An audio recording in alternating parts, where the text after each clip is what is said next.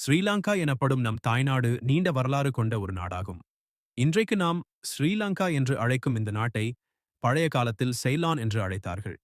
இந்த நாடு ஒரு காலத்தில் போர்ச்சுகீசியர்கள், டச்சுக்காரர்கள் மற்றும் பின்னர் ஆங்கிலேயர்கள் ஆகிய வெளிநாட்டு ஆட்சியாளர்களின் கட்டுப்பாட்டில் இருந்தது. குறிப்பாக 1815 ஆம் ஆண்டு முதல் 1948 ஆம் ஆண்டு வரை இலங்கை முழுமையாக பிரிட்டிஷ் ஆட்சியின் கீழ் இருந்தது. அந்த காலகட்டத்தில் இலங்கை மக்களுக்கு சொந்த ஆட்சி இல்லை. நாட்டின் சட்டங்கள், பொருளாதாரம், நிர்வாகம் அனைத்தும் வெளிநாட்டு ஆட்சியாளர்களின் கட்டுப்பாட்டிலேயே இருந்தது. இந்த அநியாயத்திற்கு எதிராக இலங்கை மக்கள் மனதில் சுதந்திரம் என்ற எண்ணம் வளர ஆரம்பித்தது. கல்வியாளர்கள், மதத் தலைவர்கள், அரசியல் தலைவர்கள் மற்றும் சாதாரண மக்கள் அனைவரும் ஒன்றிணைந்து நமக்கு நாமே ஆள வேண்டும் என்ற கோரிக்கையுடன் அமைதியான போராட்டங்களை ஆரம்பித்தார்கள். இந்த சுதந்திர இயக்கத்தில் சேனநாயகே போன்ற தலைவர்கள் முக்கிய பங்காற்றினார்கள். அவர்களின் பொறுமையும் அறிவும் தொடர்ந்து மேற்கொண்ட முயற்சிகளும் இலங்கையின் சுதந்திரத்திற்கு அடித்தளமாக அமைந்தது.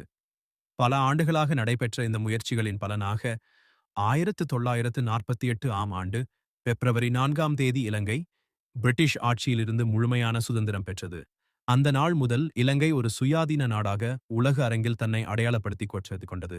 அதனால் பிப்ரவரி 4ஆம் தேதி ஸ்ரீலங்கா இண்டிபெண்டன்ஸ் டே என பெருமையுடன் கொண்டாடப்படுகிறது.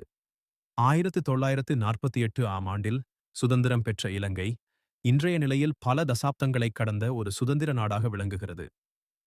2025 ஆம் ஆண்டை எடுத்துக் கொண்டால் இலங்கை சுதந்திரம் பெற்று 77 ஆண்டுகள் நிறைவடைந்துள்ளது. 2026 பிப்ரவரி 4ஆம் தேதி 78வது சுதந்திர தினம் கோலாகாலமா நடைபெறுகின்றது.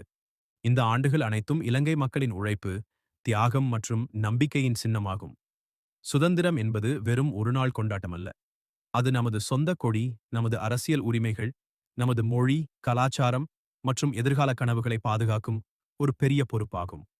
எமது முன்னோர்கள் தந்த இந்த சுதந்திரத்தை மதித்து, காக்கவும், நாட்டை முன்னேற்றவும் செய்ய வேண்டியது நம் அனைவரின் கடமையாகும்.